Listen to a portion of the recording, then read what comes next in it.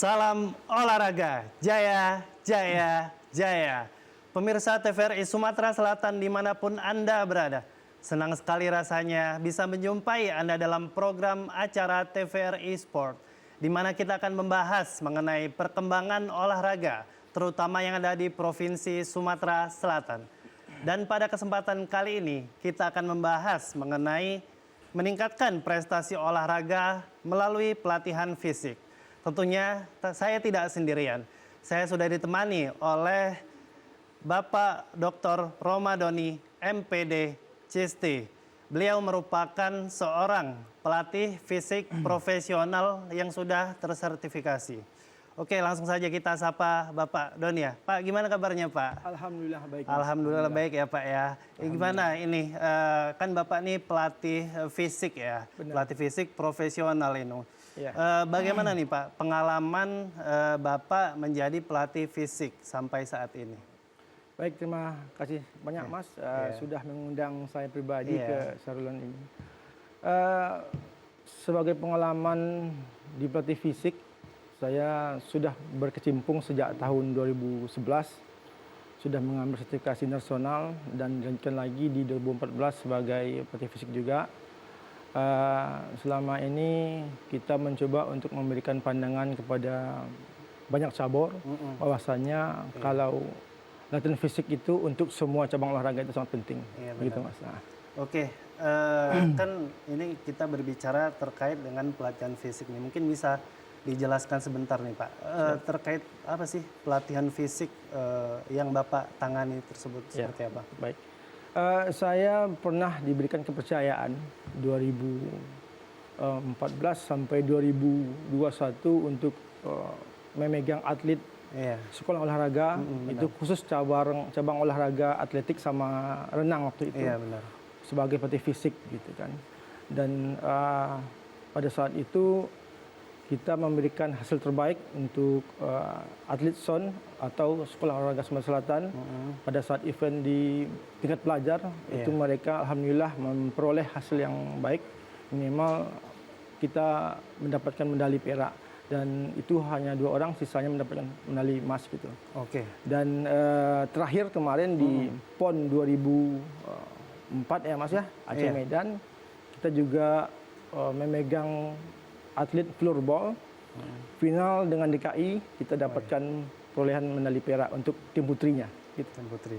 Oke, jadi prestasi atlet yang diraih itu tak terlepas dari pelatihan fisik yang dilakukan ya Pak ya. Iya, benar itu sekali.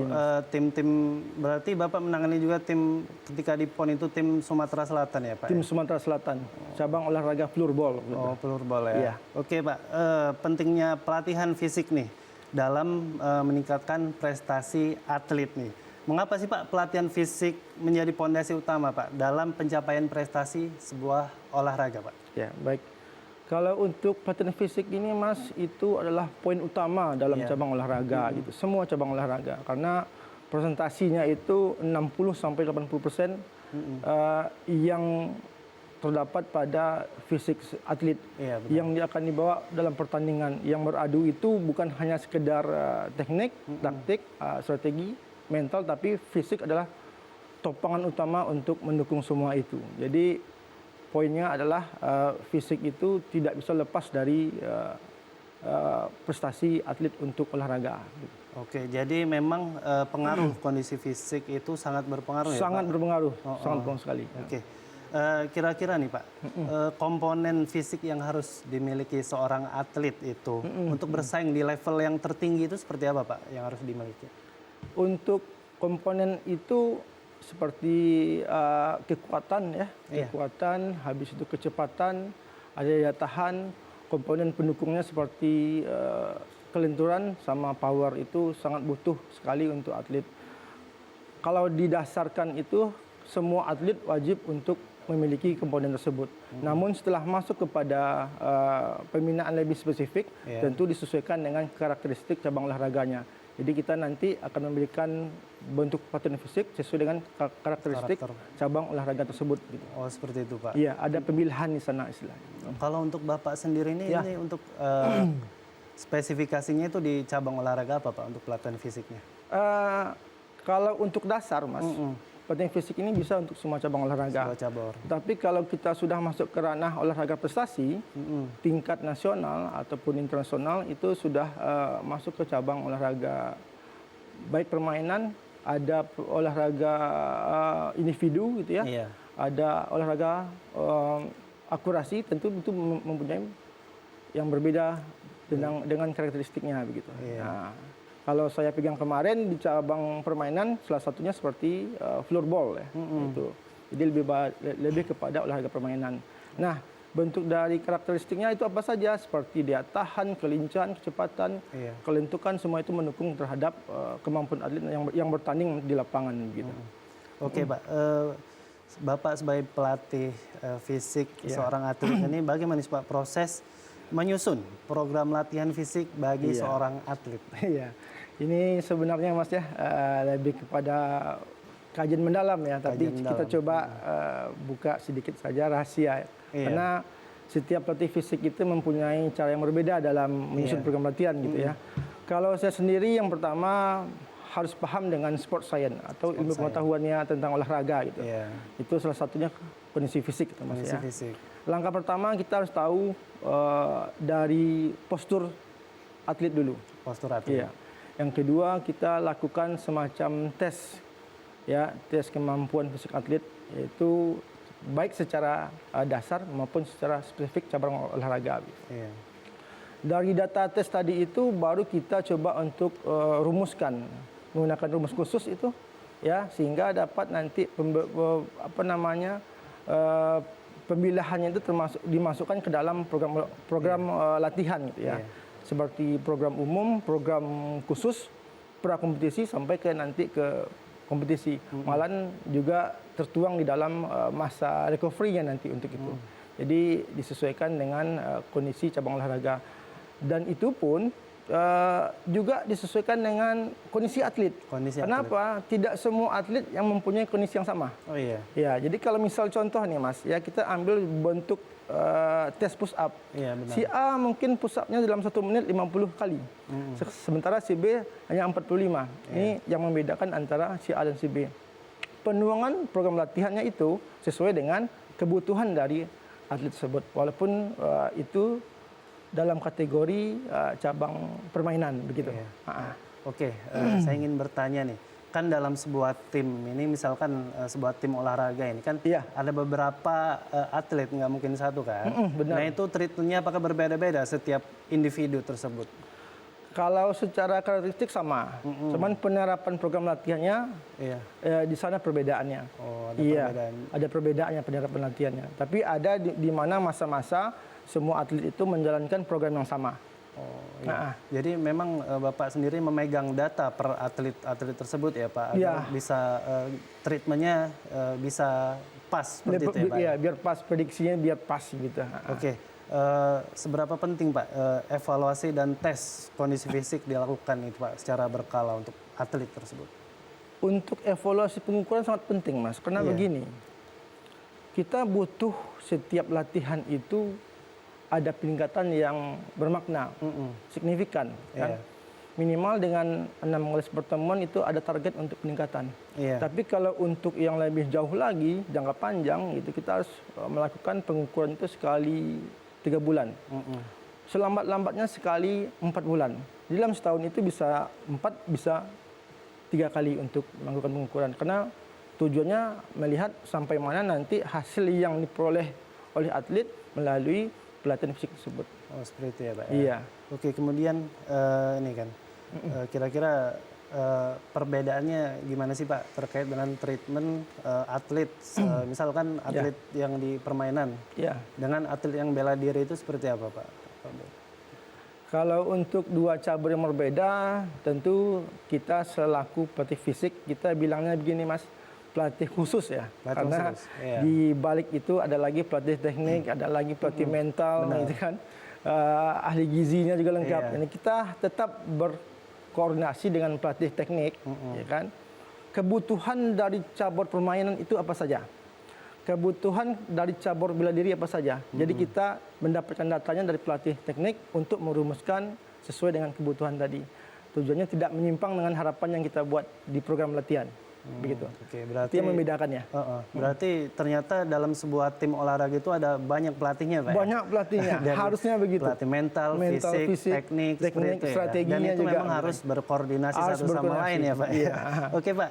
Kira-kira tantangan terbesar dalam menyelesaikan program latihan untuk berbagai cabang olahraga ini seperti apa, Pak? Tantangan terbesarnya, Mas, bagi saya pribadi adalah lebih kepada atlet ya, karena berhubungan dengan konsisten dan disiplin. Konsisten dan disiplin. Ya, contoh salah satu begini. Tidur malam yang tidak cukup, istirahat yang tidak cukup itu mempengaruhi kepada performa atlet. Iya, benar. Untuk besok harinya dalam menjalankan program latihan. Benar sekali. Habis itu juga dengan gizi yang tidak seimbang.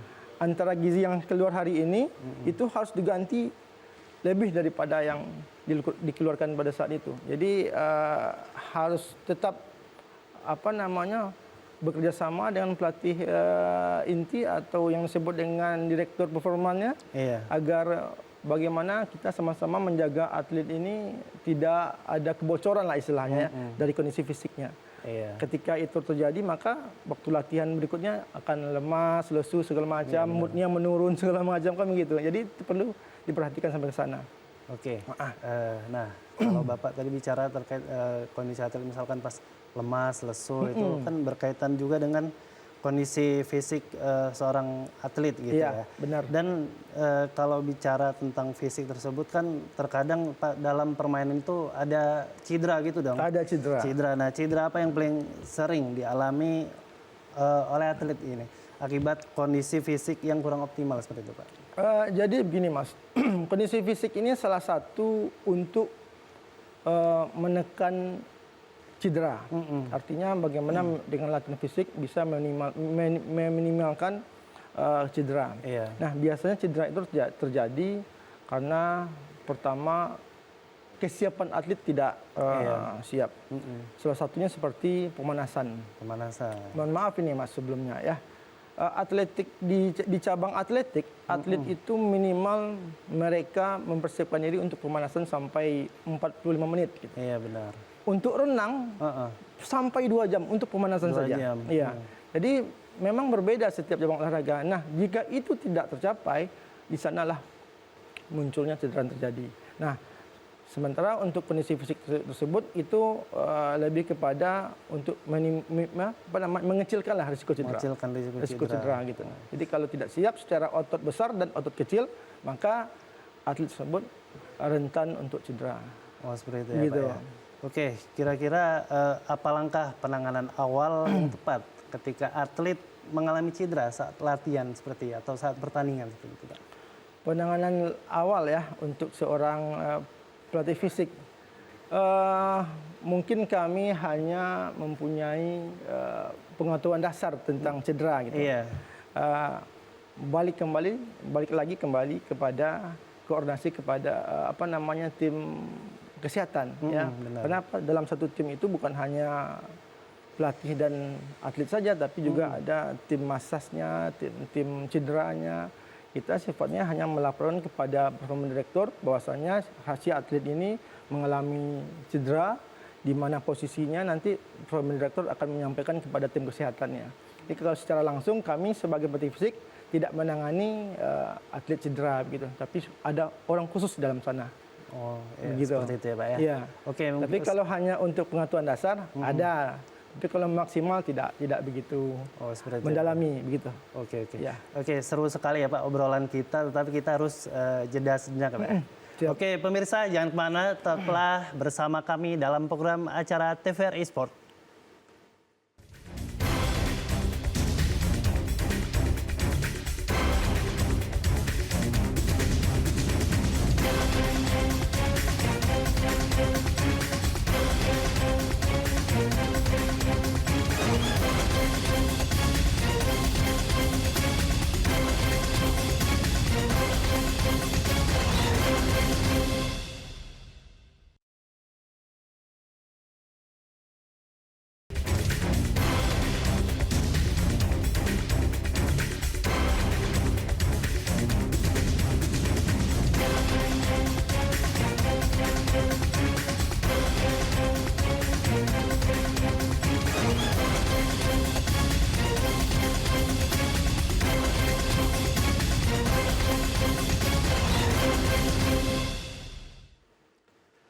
Pemirsa TVRI Sumatera Selatan, kembali lagi bersama saya dalam program acara TVRI Sport. Kita melanjutkan obrolan mengenai meningkatkan prestasi olahraga melalui pelatihan fisik. Dan masih bersama Dr. Romadoni MPD Cisti, seorang pelatih fisik profesional. Oke Pak, kita lanjut ngobrol nih mengenai pelatihan fisik seorang atlet nih. Tadi kita sudah bahas mengenai cedera dan segala macam. Sekarang kita berbicara tentang nutrisi nih, nutrisi bagi seorang atlet dan juga recovery-nya seperti apa itu. Seberapa penting nih Pak pola makan dalam mendukung latihan fisik? Kalau nutrisi untuk atlet, pola makan untuk atlet itu sangat penting karena setiap latihan itu akan mengeluarkan banyak stamina, akan menguras energi gitu ya. Kalau berdasarkan hasil penelitian, untuk orang biasa saja yang awam bisa menghabiskan satu hari itu 800 kalori gitu ya. Sementara kalau atlet yang berkuras tenaga, berpikir juga itu sampai dengan 3000 kalori yang dibuang pada saat latihan gitu. Makanya nutrisi itu sangat penting untuk mengganti energi yang sudah terkuras. Ya. Kembali juga meningkatkan kualitas fisiknya dengan nutrisi yang sudah yang sudah dikonsumsi atlet tersebut gitu. Dan hal lain daripada itu juga akan membantu memulih atau mempercepat recovery atlet dengan nutrisi tersebut gitu. Itu makanya nutrisi itu juga sangat penting terhadap atlet, apalagi yang sedang menjalankan pelatihan fisik. Pelatihan fisik ya Pak ya. Dan dampaknya apa jika atlet itu kurang istirahat itu dan tidak menjalani recovery-nya dengan baik? Dampaknya seperti apa? Dampak buruk ya untuk atlet yang tidak menjalankan recovery. Kita tahu bahasanya peningkatan kualitas fisik itu akan terjadi pada saat istirahat. Ya. Tubuh kita ini cukup cerdas ya untuk istirahat. Ada alarm istilahnya itu, kalau dia capek akan bergetar sendiri atau mata ngantuk segala macam, kan banyak gejala gitu. Apabila kurang dari 7 sampai 9 jam istirahat itu tentunya kualitas fisik atlet itu tidak maksimal yang diharapkan gitu ya. Berpengaruh kepada mood. Akhirnya setiap sesi latihan tidak akan berjalan dengan baik gitu ya. Habis itu juga konsentrasi. Ya, kalau pelatih bilang 10, yang dengar 5 gitu ya. Habis itu juga biasanya disiplinnya juga akan molor karena tidurnya kemalaman, datang ke lapangan besok udah harus jam 4, datang jam 5 gitu. Jadi banyak sekali hal yang mempengaruhi tentang kualitas fisik atlet kalau recovery-nya itu tidak terbangun dengan baik begitu. Dan tentunya mempengaruhi nantinya prestasi ya. Prestasi apalagi prestasi ya. Ini kan kita juga mengenal seperti anak muda zaman sekarang nih, personal trainer di gym itu. Itu bedanya apa sih Pak dengan pelatihan fisik di sini? Iya, begini Mas, antara personal trainer di gym dengan yang dibahas di cabang olahraga itu sebenarnya antara kebutuhan kebugaran yang personal gym atau gaya hidup lebih kepada ke sana, dengan kebutuhan yang di cabang olahraga itu tentu mempunyai yang berbeda. Ketika derajat kebugaran seorang itu meningkat, maka kan semuanya akan pede, akan terasa nyaman, aktivitas kita lancar. Itu yang diambil oleh kebanyakan kaula muda kan, gym-gym. Sebenarnya hal yang sama juga dengan atlet, yang membedakannya adalah tujuannya ada, yaitu prestasi di olahraga tersebut. Ya, begitu juga di atlet yang olahraga prestasi, mereka juga latihan gym gitu kan, mereka juga butuh berlari, butuh kelincahan, butuh kelentukan biar gerakannya luas dalam bergerak gitu. Nah, jadi itu yang membedakan antara gym dengan atlet yang berprestasi tadi gitu. Oh, seperti itu ya Pak ya.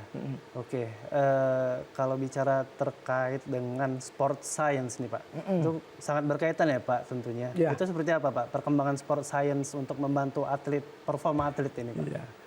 Sport science ini banyak Mas. Jadi seorang direktur performa itu harus mengetahui sebanyak itu. Salah satu contohnya ini Mas ya, kondisi fisik.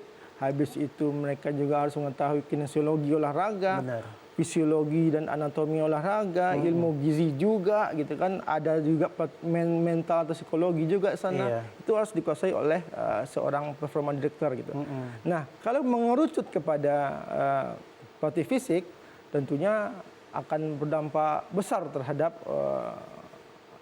pelatihan olahraga gitu. Memang harus merujuk kepada sport science dalam pembinaan tersebut. Kalau luar daripada itu, hasilnya seperti yang kita lihat, ya mungkin atlet akan berkarya atau berkarir sampai usia 15, 18 sudah kembali ke orang biasa. Tapi kalau tertata dengan baik, itu mungkin bakal bisa mengalahkan Maldini ya. Jadi atlet sepak bola di AC Milan sampai usia 44 tahun gitu. Nah, itu makanya pentingnya sport science untuk meningkatkan prestasi atlet. Gitu. Oh iya, kita mengenal Ronaldo, Messi itu udah tua masih jago. Iya, itu sudah dengan pendekatan sport science. Oh iya. Malah sudah melekat langsung.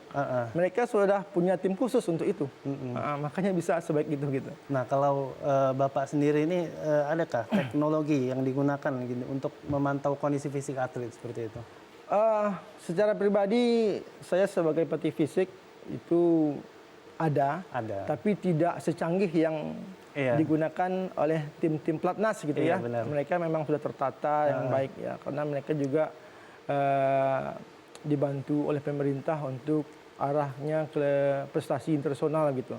Kalau yang saya punya ya seperti manual lah ya, seperti laptop sebagai database yang kita simpan, yang diperoleh dari dari fisik yang kita tes, habis itu stopwatch, habis itu apalagi ya, lebih kepada untuk monitoring lah, monitoring peningkatan kualitas fisik atlet. Lebih kesana, tidak secanggih yang seperti itu ya Pak? Iya, seperti itu. Oke, nah kalau berbicara tentang fisik, kita bicara tentang mental juga nih.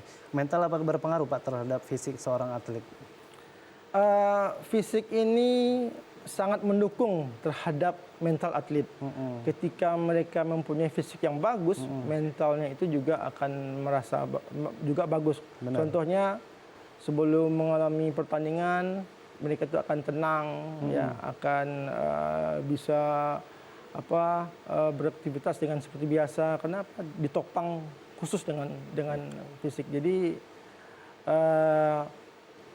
kepercayaan dirinya itu lebih tinggi daripada yang tidak mengikuti pelatihan fisik. Seperti itu ya, Pak, ya? Jadi sangat mendukung gitu. Namun tetap didampingi juga oleh pelatih khusus, namanya pelatih mental. Sekarang sudah banyak gitu. Sudah banyak juga. Nah, saya ingin bicara terkait dengan pembinaan atlet di Indonesia nih. Di Indonesia nih. Lebih luas lagi ya Mas. Sebenarnya ini saya ingin bertanya terkait kondisi fisik alami orang Indonesia ini. Kan gennya orang Indonesia ini, apakah memang cocok Pak untuk menjadi seorang atlet seperti itu? Menurut Bapak sendiri? Baik Mas, kalau hasil dari penelitian, itu cabang olahraga itu disesuaikan dengan kultur masyarakatnya Mas. Contoh begini, kita pernah mendapatkan pelari cepat namanya Suryo Agung, ya, di tahun 2022, di tahun 2002, itu sprinter Indonesia yang memecahkan rekor di Asian Games sama Asia gitu. Mendapatkan medali emas. Artinya ada orang Indonesia yang fisiknya untuk sampai ke sana, tetapi untuk jarak setelah penelitian itu 15 tahun untuk ada penggantinya. Gitu. Seperti itu ya? Ya, baik pun di negara lain juga ada gitu. Contoh lagi, kita pernah juga mendapatkan atlet lempar lembing dari Papua, ya kan? Juga pernah dapat medali di Asia sama Asian Games ya, dulu itu. Nah, juga mendapatkan medali emas itu. Artinya apa? Ada dan bisa. Kenapa? Sesuai dengan kultur budayanya. Ya. Kalau dibandingkan dengan orang luar yang besar-besar tinggi-tinggi ya, tentunya akan lebih unggul gitu kan. Karena dari support orang tua, dari nutrisi segala macam itu juga sangat mendukung. Jadi kalau untuk rakyat Indonesia bisa sampai ke sana tapi disesuaikan dengan kondisi dan kulturnya. Oke. Iya. Oke, mungkin terakhir nih Pak ya. Ya. Pesan untuk anak muda yang ingin menjadi atlet berprestasi nih Pak. Untuk anak muda yang ingin berprestasi dia sebagai atlet, yang pertama menurut saya dalam latihan tetap disiplin, konsisten, jangan dijadikan latihan itu sebagai tujuan nomor 2 atau nomor 3, tapi jadikanlah tujuan awal, karena prestasi yang diperoleh itu nanti tentunya akan sangat bermakna bagi anak-anak muda, karena di setiap latihan yang kalian lakukan itu mempunyai sebuah makna yang berarti. Jadi tetaplah untuk latihan, tetaplah untuk mendapatkan tujuannya, ya semuanya tidak ada yang tidak berarti. Begitu. Oke Pak, terima kasih banyak Pak atas obrolan yang sangat menarik ini ya Pak ya. Iya. Semoga Bapak bisa membawa prestasi untuk atlet-atlet muda, terutama di Sumatera Selatan maupun Indonesia ini ya Pak. Ya, terima kasih banyak. Oke.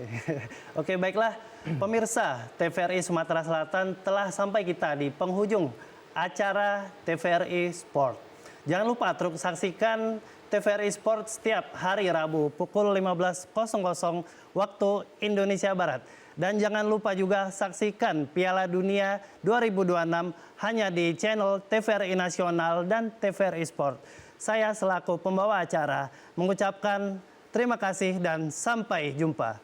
Salam olahraga, jaya, jaya, jaya.